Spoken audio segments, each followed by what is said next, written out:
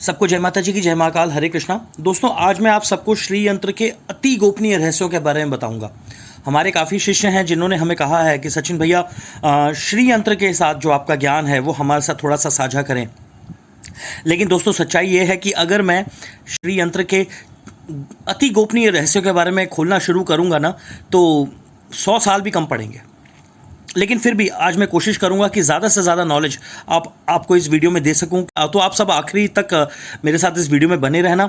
और वैसे भी वीडियो की भी एक लिमिट होती है, ज़्यादा लंबा वीडियो हो जाए तो फिर 2 टुकड़ों में अपलोड करना पड़ता है। तो फिर भी मैं कोशिश करूंगा ज़्यादा से ज़्यादा आप सबको इस चीज़ का ज्ञान दे सकूँ। तो पहले तो मैं आपको ये दिखा देता हूँ, ये है चांदी का श्री यंत्र। हमारे एक शिष्य के लिए हमने ये ख़रीदा था। हमारे एक शिष्य हैं, उनके लिए उन्हें जागृति श्री यंत्र की ज़रूरत थी, तो इसके लिए हमने ये ख़रीदा था। ये देखिए, ध्यान से देख लीजिए, ये चांदी का श्री यंत्र है। और ये देखिए, इसके पूरे पीछे स्टैंड्स लगे हुए हैं। ठीक है,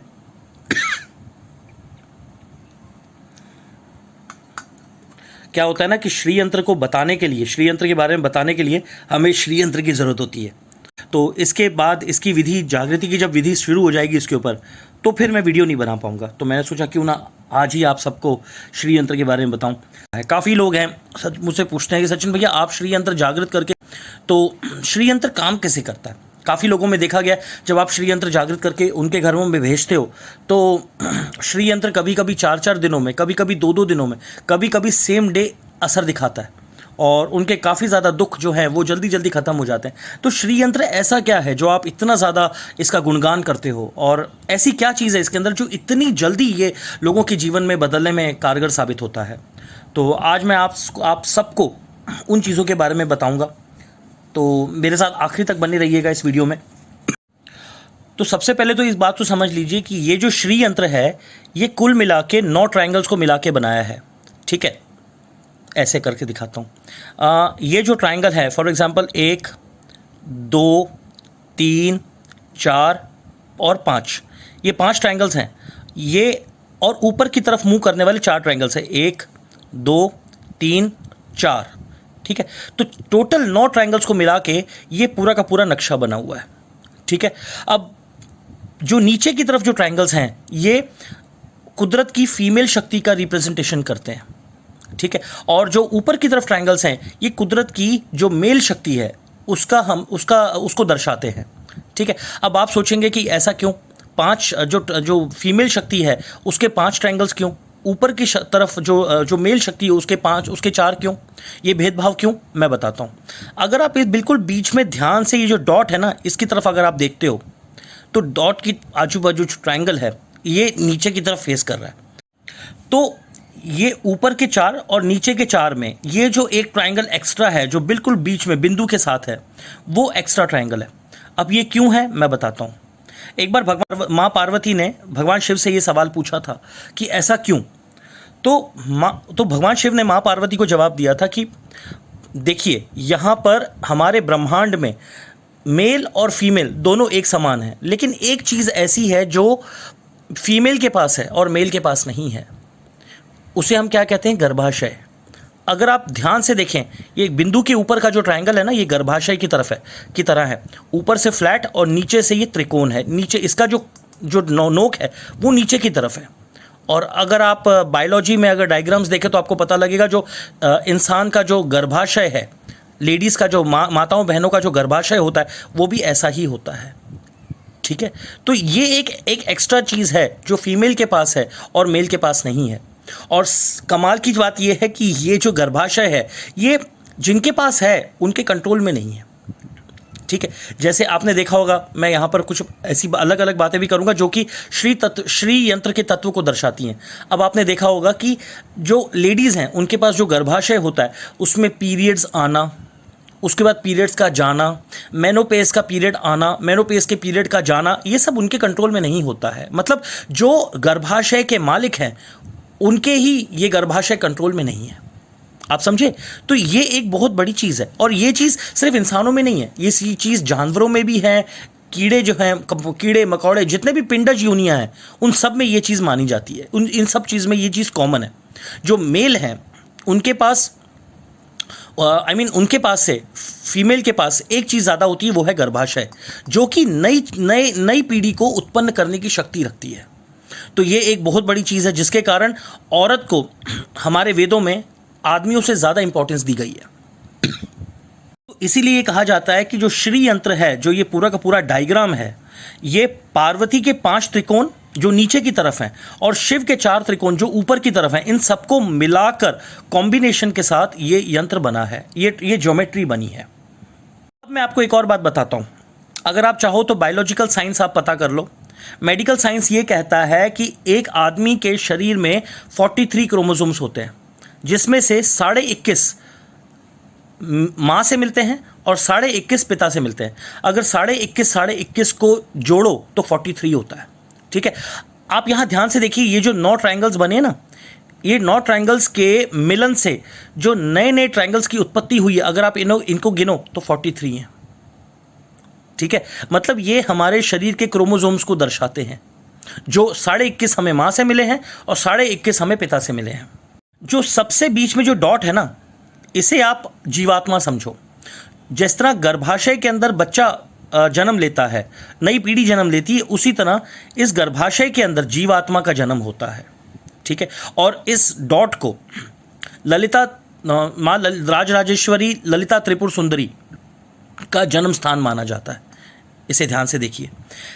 कमाल की बात पता है क्या है? श्री यंत्र जो है ना, ये जो छोटा सा डायग्राम जिसे आप देख रहे हैं, असल में ये पूरे ब्रह्मांड का कंस्ट्रक्शन प्लान है। पूरे ब्रह्मांड का, चाहे इंसान हो, चाहे जानवर हो, चाहे कीड़े मकोड़े हो, चाहे समुद्र में रहने वाली जलचर हो, चाहे कुछ भी हो, चाहे कोई लिविंग चीज़ हो, चाहे नॉन लिविंग चीज़ हो, दुनिया की हर चीज़ का, चाहे वसु हो, चाहे धरती के 5 तत्व हों, चाहे नवग्रह हों, चाहे सूर्य और धरती के बीच का रिश्ता हो, हर चीज़ इस चीज़ में आती है। इस डायग्राम में हर चीज़ को दिखाया गया है।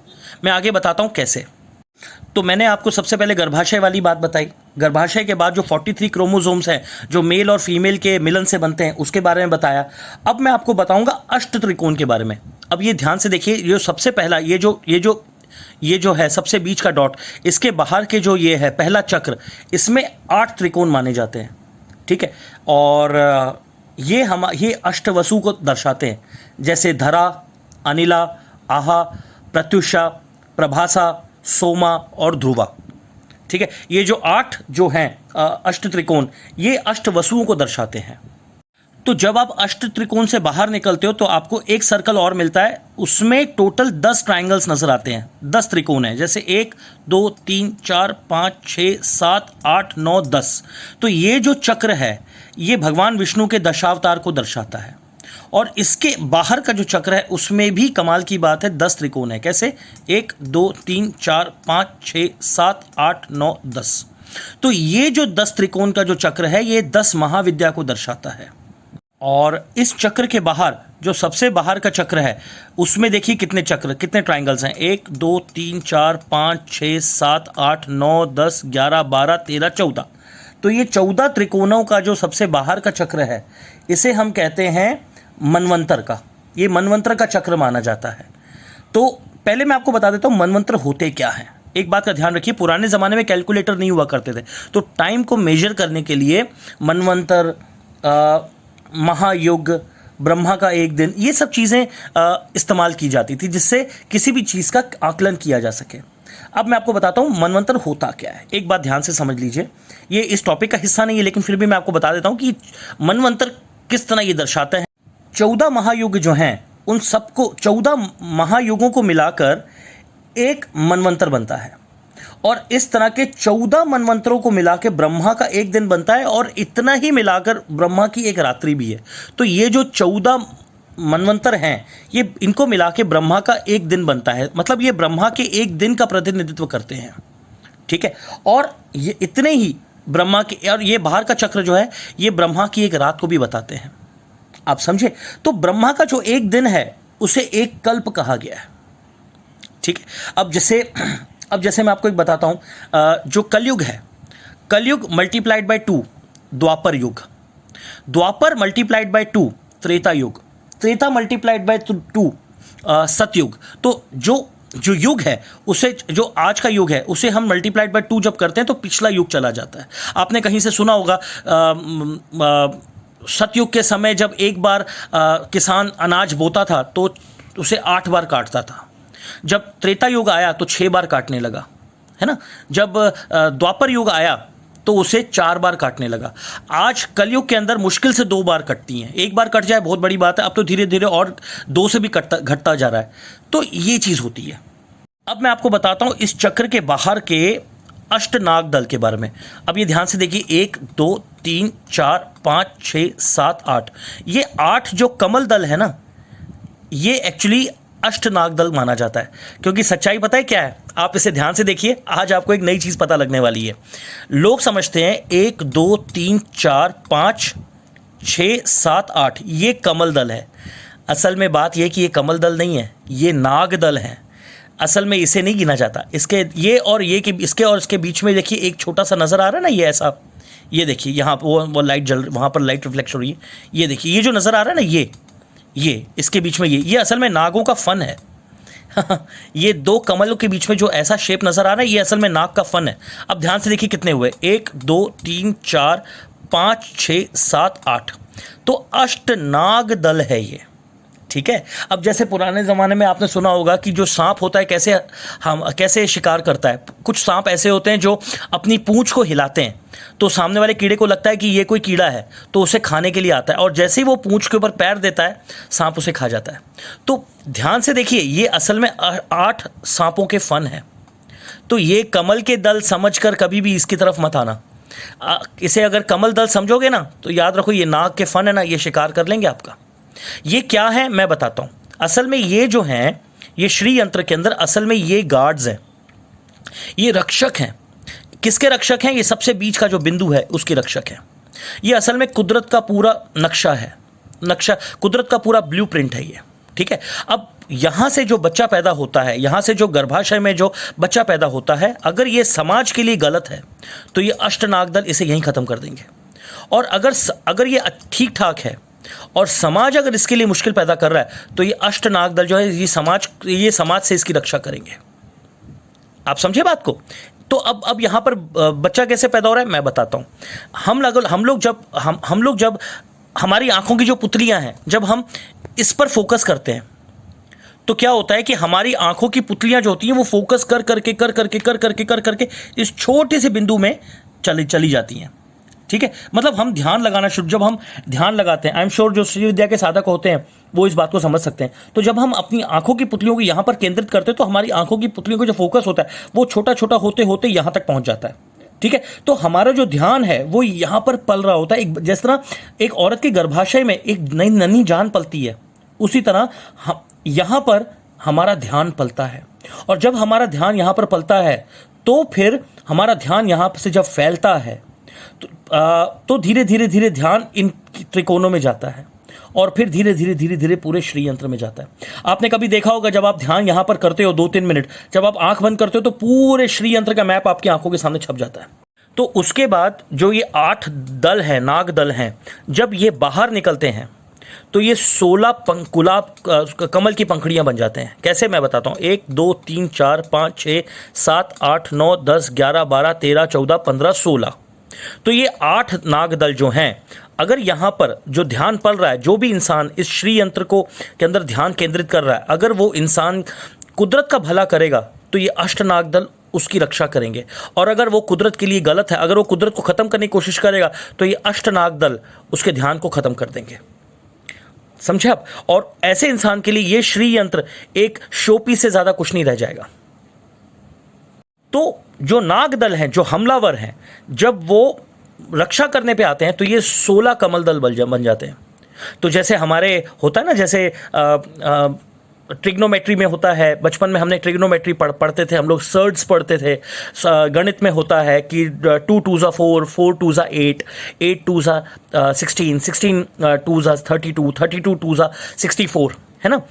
तो ये जो एक है ये मल्टीप्लाई होते होते 8 बनता है, 8 से फिर 16, 16 से फिर 32, 32 से फिर 64, ऐसे करके 128, ऐसे करके जो होता है ना, ये जो छोटी सी बिंदु है, ये फैलते फैलते पूरे ब्रह्मांड में अदृश्य रूप में व्याप्त हो जाती है। जो इंसान श्री यंत्र का जो साधक होता है और जिसके पास जागृत श्री यंत्र है, वो इस चीज को अपनी आंखों से देख सकता है। मैंने कई लोगों को श्री यंत्र जागृत करके भेजा है।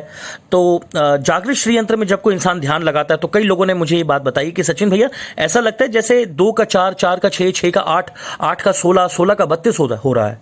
तो वो उसके पीछे यही कारण है। लेकिन अगर कोई श्री यंत्र जागृत नहीं है और उसमें अगर आप ध्यान लगाओगे तो कोई फायदा नहीं है। ये एक चांदी के छोटी सी शो पीस से ज़्यादा और कुछ नहीं है, अगर ये जागृत नहीं है तो। असल में देखा जाए तो फिलहाल ये चांदी का बस एक शो पीस है, इससे ज़्यादा कुछ नहीं है, क्योंकि अभी तक इसकी जागृति नहीं हुई है। तो जागृत करने के लिए इसके लिए कुछ दिन लगेंगे और इसके लिए एक विधि लगेगी, ये मैं करूँगा और उसके बाद फिर जिनके लिए मैं जागृत कर रहा हूँ उन्हें मैं भेजूँगा।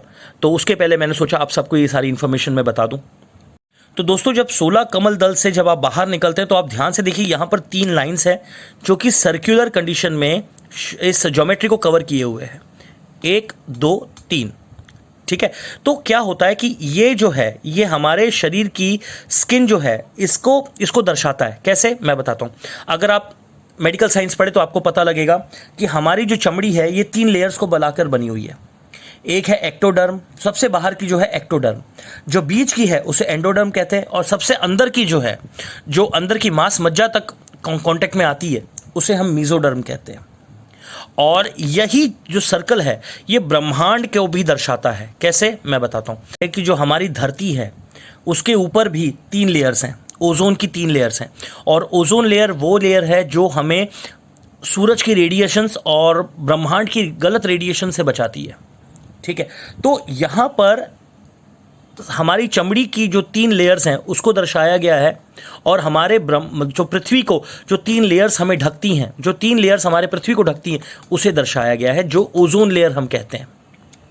अब ये जो सर्कल है इसके बाहर अगर हम जाते हैं तो यहाँ पर ये जो नक्शा है ये असल में 3 लाइन्स का बना हुआ है। यहाँ पर भी 3 लाइन्स है। कैसे, 1 2 3, ये 3 लाइन्स को मिलाकर ये पूरा नक्शा जो है ये इस ज्योमेट्री को कवर कर रहा है। ठीक है, ये 3 लेयर्स हमारे स्थूल शरीर, सूक्ष्म शरीर और कारण शरीर को दर्शाता है। ठीक है, जैसे हम लोग कहते हैं ना कि ओम भूर्भुवः स्वः, मतलब एक छोटे से डॉट से महाविष्णु तक पहुंचना। ये इस सफर को कहा, ये इस पूरे सफर का ये पूरा का पूरा डायग्राम है। आप समझिए बात को। तो इसीलिए श्री यंत्र को यंत्रों का राजा माना जाता है। अगर आप तंत्र राज तंत्र पढ़ते हैं तो आपको पता लगेगा श्री यंत्र जो है इसे यंत्रों का राजा माना जाता है, और इसकी जो शक्तियां हैं इसमें भोग मोक्ष प्रदायिनी इसे कहा जाता है। और आपको एक और बात बताता हूं, अगर आप शिव यंत्र जागृत करते हो तो आपको उसमें श्री शिव तत्व मिलता है। अगर आप हनुमान यंत्र जागृत करते हो तो आपको उसमें हनुमान तत्व मिलता है, यानी रक्षा तत्व। अगर आप लक्ष्मी तत्व जागृत करते हो, लक्ष्मी यंत्र जागृत करते हो, तो आपको उसके अंदर वृद्धि तत्व आपको उसके अंदर मिलता है। अगर आप सरस्वती यंत्र जागृत करते हो तो आपको उसके अंदर सरस्वती तत्व यानी ज्ञान तत्व की प्राप्ति होती है। लेकिन श्री यंत्र एक ऐसा यंत्र है जिसके एक एक त्रिकोण में एक एक शक्ति का वास है। चाहे बाहर से अंदर आओ, चाहे अंदर से बाहर जाओ, क्योंकि जो पारिवारिक पुरुष होते हैं वो अंदर से बाहर की यात्रा करते हैं। वो जो पारिवारिक पुरुष होते हैं वो अंदर से बाहर की यात्रा करते हैं, और जो हिमालय पे बैठने वाले जो साधु पुरुष होते हैं, जो साधक होते हैं, वो बाहर से अंदर की यात्रा करते हैं। ठीक है, क्योंकि यहाँ पर अगर आप ध्यान से देखें तो यहाँ पर 4 दरवाजे खुल रहे हैं, ये और ये। तो ये 4 दरवाजे खुल रहे हैं, लेकिन इसका एक बात समझ लीजिए, ये श्री यंत्र में घुसने के रास्ते हैं। ठीक है, लेकिन एक बात समझ लीजिए दोस्तों, एक बार अगर घुस गए ना, बाहर निकलना मुश्किल ही नहीं, नामुमकिन है। तो इसीलिए जो देवी हैं ये साधक से कहती है, बेटा तुझे जो चाहिए तू बाहर से मांग ले, अंदर आने की कोशिश मत कर। यही कारण है कि हजारों आम इंसानों में से कोई एक साधक बनता है, और ऐसे 1000 साधकों में से कोई एक महाविद्या साधक बनता है, और ऐसे हजारों महाविद्या साधकों में से कोई एक श्री विद्या साधक बनता है, और ऐसे हजारों श्री विद्या के साधकों में से कोई 10 या 15 ही इस श्री यंत्र को समझ पाते हैं। और ऐसे हजारों श्री विद्या के साधक जो श्री यंत्र को थोड़ा समझ पाते हैं, उनमें से मुश्किल से एक ऐसा होता है जो श्री यंत्र को यहाँ से लेके यहाँ तक पूरा समझ पाता है, मतलब जो यहाँ से लेके यहाँ तक की यात्रा तय कर पाता है, या फिर यहाँ से लेके यहाँ तक की यात्रा तय कर पाता है। कुछ लोग ऐसे होते हैं जिनको ये सिद्धि मिल जाती है और वो वहीं पर शांत हो जाते हैं। कुछ लोग ऐसे होते हैं जो अंदर की तरफ आते हैं। जो अंदर की तरफ आते हैं तो याद रखिए, जो यहाँ पर उसे सिद्धियां मिली हैं, उन्हें त्याग के अंदर आना पड़ता है और ये सफ़र बहुत मुश्किल होता है। सिद्धियों को त्यागने के बाद जब यहाँ पर मेहनत होती है, ये बहुत बहुत ज़्यादा परीक्षा का समय होता है। ठीक है, मुझे ये बात क्यों पता है? क्योंकि मैंने इस श्री यंत्र पे 12 साल लगाए हैं। ठीक है, तो ये बात है। खैर, मैं बताऊंगा मैं कहाँ तक पहुँचा हूँ। खैर, इसको तो आप लोग सब अच्छी तरह से जानते होंगे। जिन लोगों को मैंने श्री यंत्र जागृत करके दिया है वो अच्छी तरह से जानते होंगे, क्योंकि काफ़ी लोग मुझे खुशखबरियाँ बताते हैं। जब मैं उनको श्री यंत्र जागृत करके भेजता हूँ तो वो जब मुझे खुशखबरी बताते हैं कि सचिन भैया आपके श्री यंत्र से ये हुआ वो हुआ, तो ये सुनकर काफ़ी खुशी होती है। तो इस बात को तो आप डिसाइड करें कि मैं कहाँ तक पहुँचा हूँ। लेकिन एक बात है, मैं अपने आप को यही कहूँगा कि मैं सीख रहा हूँ। क्योंकि एक बात याद रखिए, मैं आपको एक बात बताता हूँ। कपिल मुनि जो थे, उन्होंने श्री विद्या की दीक्षा ली थी हयग्रीव देवता से। हयग्रीव देवता विष्णु के वो अवतार थे जिनको घोड़े का सिर था। ठीक है, तो उनसे जब उन्होंने दीक्षा ली तो हयग्रीव देवता ने उन्हें एक मंत्र दिया था, और वो मंत्र उन्होंने कहा, जाओ 5 साल तक बैठकर 500 साल तक बैठ के इसका पाठ करो। 500 साल तक बैठ के पाठ करो। तो कपिल मुनि ने बैठ के 500 साल तक इसका पाठ किया। जो 500 साल में, आजकल के ज़माने में हमें साधक कहते हैं, सचिन भैया अनुभव नहीं हुआ, सचिन भैया अनुभूति नहीं हुई, सचिन भैया कुछ महसूस नहीं हुआ, सचिन भैया लोगों को तो बड़ा कुछ महसूस होता है, हमें महसूस नहीं होता। तो हयग्रीव देवता ने जब दीक्षा दी कपिल मुनि को, 500 साल तक कपिल मुनि को कोई अनुभूति नहीं हुई, कोई अनुभूति नहीं हुई, और वो विश्वास के साथ करते चले गए। 500 साल जब पूरे हुए तो उनको ऐसा लगा कि मुझे बेवकूफ़ बनाया गया। उन्होंने अपने कमंडल से जल लिया हाथ में और हयग्रीव देवता को और इस श्री विद्या को श्राप देने लगे। तो जैसे ही उन्होंने कमंडल का जल अपने हाथ में लिया, माँ त्रिपुर सुंदरी उसी वक्त प्रकट हुई और उन्होंने कपिल मुनि को कहा कि तू ये क्यों कर रहा है? तुझे सिर्फ अनुभूति नहीं हुई, बस इसके लिए तू श्री विद्या को श्राप दे देगा? तो कहते हैं ना कि जब कोई इंसान गुस्से में होता है उसे अपना भला बुरा समझ में नहीं आता। तो साक्षात माँ सामने खड़ी थी, इसके बावजूद कपिल मुनि माँ के साथ ही बहस कर रहे हैं। वो ये कह रहे हैं कि 500 साल मैंने मेहनत की, एक अनुभूति नहीं हुई, मैं क्यों श्राप ना दूं? मैं जरूर श्राप दूंगा। तो माँ ने जवाब दिया कि बेटा, मैं साक्षात तेरे सामने खड़ी हूं, इससे बड़ी अनुभूति और तुझे क्या चाहिए? तो सोचिए दोस्तों, ये जो श्री यंत्र की माया है, कपिल मुनि भी इसे नहीं समझ पाए थे। कपिल मुनि कौन है आप जानते हैं? रामायण में अगर आप पढ़ो तो उनका उल्लेख मिलता है। कपिल मुनि ने भगवान राम को दीक्षा दी थी और कई ऐसे अस्त्र शस्त्र थे उनके पास जो उन्होंने भगवान राम को दिए थे। और अब मैं आपको एक और बात बताता हूं दोस्तों, हमारे भारत में टोटल 3 परंपराएं हैं, भक्ति की 3 परंपराएं हैं। एक है शैव परंपरा, जहाँ के साधक शिव की साधना करते हैं। दूसरा है शाक्त परंपरा, जहाँ के साधक देवी की पूजा करते हैं। और तीसरा है वैष्णव परंपरा, जहाँ के साधक भगवान विष्णु की पूजा करते हैं। ठीक है, अब मैं आपको एक रोचक बात बताता हूँ। यहाँ पर अगर आप डॉट देख रहे हैं, ठीक है, डॉट का जो बाहर का ट्रायंगल है, इसकी नोक नीचे की तरफ है। ठीक है, तो अगर आपको नजर आए कि ये नोक नीचे की तरफ है तो आप समझ जाइए इसका जो साधक है, इस श्री यंत्र को जागृत करने का जो करने वाला जो साधक है, वो शाक्त परंपरा से बिलोंग करता है। और अगर कोई शैव परंपरा का साधक इस श्री यंत्र को जागृत करने की कोशिश कर रहा है तो याद रखिए ये श्री यंत्र जो नक्शा है ये उल्टा हो जाएगा। आप समझे? आप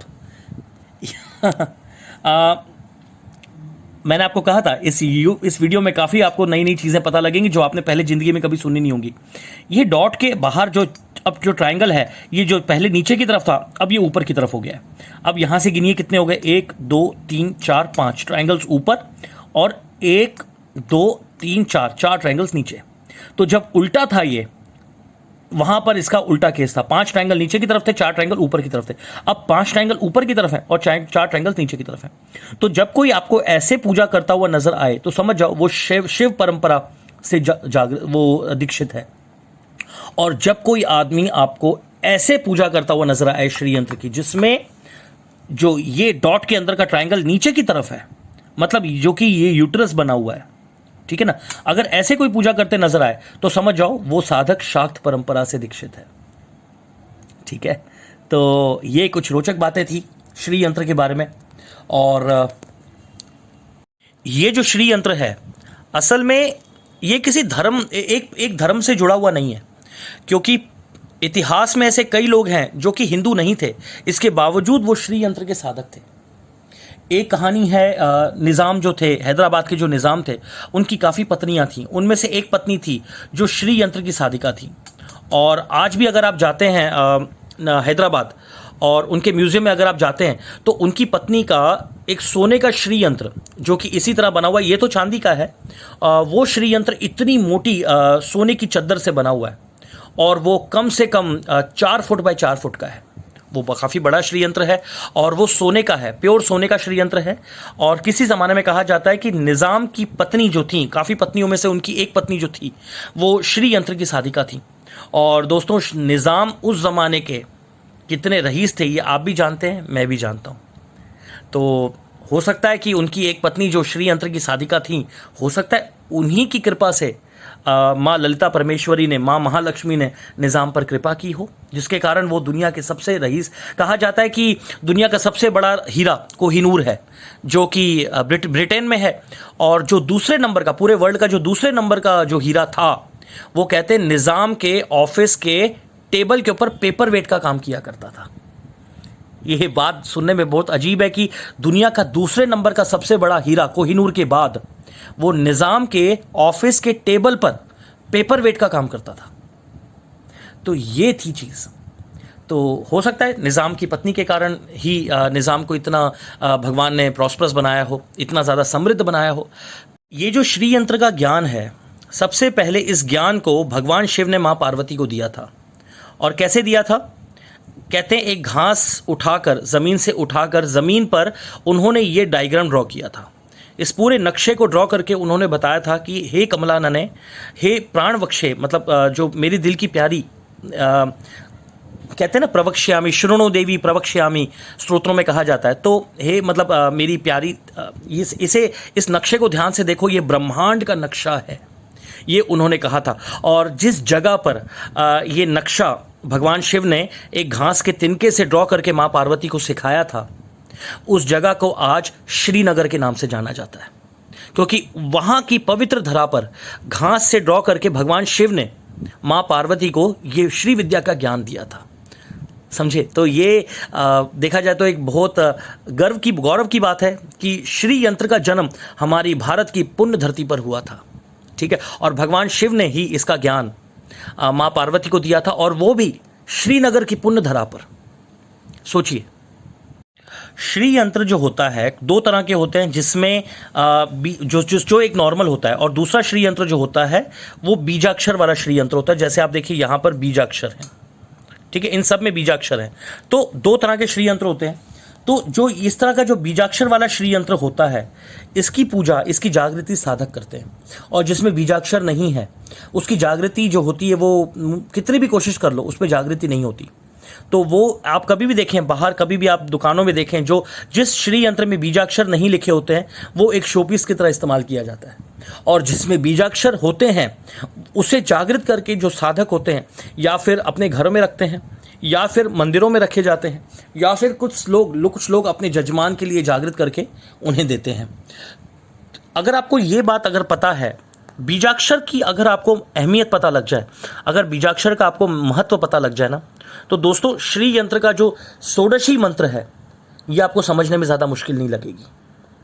ठीक है, और बीजाक्षर इतने महत्वपूर्ण हैं कि भगवान भैरव ने माँ को कहा था, देवी को कहा था कि देवी, अगर आप किसी पुत्र से प्रसन्न होते हो, अगर पुत्र आपकी स्तुति करता है, देवी खड्गमाला स्तोत्र या फिर ललिता सहस्त्र नाम, या फिर किसी भी, या फिर लक्ष्मी चालीसा, या फिर महालक्ष्मी सहस्त्र नाम, या फिर काली सहस्त्र नाम, या फिर सरस्वती सहस्त्र नाम, या फिर कुछ भी स्तोत्र के पाठ करके जब आपको वो प्रसन्न करता है और आपकी तारीफ करता है, तो आप जब प्रसन्न हो जाती हैं, तो आप जो चाहें अपने पुत्र पर निछावर कर सकती हैं। आप जो चाहें, इस दुनिया की पूरी संपत्ति, दुनिया का पूरा ऐश्वर्य आप उस बच्चे पर निछावर कर सकते हो। लेकिन एक बात याद रखना, कभी भी किसी बच्चे को अपना मंत्र मत देना।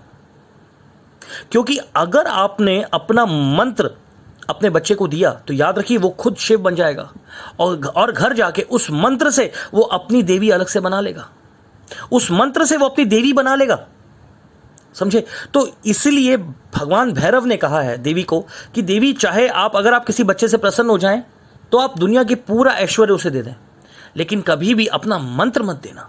हर माँ चाहती है कि उसका बच्चा तेजस्वी बने, ठीक है, लेकिन कभी वो ये नहीं चाहेगी कि वो अपने पिता के रास्ते को क्रॉस करे, समझे, अपने पिता के रास्ते में आए। तो मैं तो यही कहूंगा कि अगर कोई श्री विद्या का साधक है उसे कभी शिव बनने की कोशिश नहीं करनी चाहिए, उसे माँ का बच्चा बना रहे और उसी में अपने जीवन को बिताए। ये जो ऊपर की तरफ मुंह किए हुए जो मेल शक्ति है, शिव शक्ति है, और जो नीचे को मुंह किया हुआ जो पार्वती शक्ति है, इन चीज़ों को मतलब ये देखा जाए तो ये पिता और माता ये दोनों ही इस नक्शे में आपको नजर आ रहे हैं, ठीक है। तो इनके सानिध्य में, इनकी कृपा के नीचे इंसान को प्रसन्न रहना चाहिए। कभी भी शिव बनने की कोशिश मत करो। श्री विद्या में ऐसे बहुत सारे लोग हैं जो अनजाने में ही इस राह पर चल पड़ते हैं, और बिना गुरु के इस राह पर चलने का मतलब है जो कुछ भी अर्जित किया वो सब बर्बाद हो जाना। इसलिए कहते हैं ना कि power always comes with responsibility, शक्ति हमेशा जिम्मेदारी के साथ आती है। तो अगर आपको जिम्मेदारी का अभाव है तो शक्ति आपके साथ नहीं रहेगी।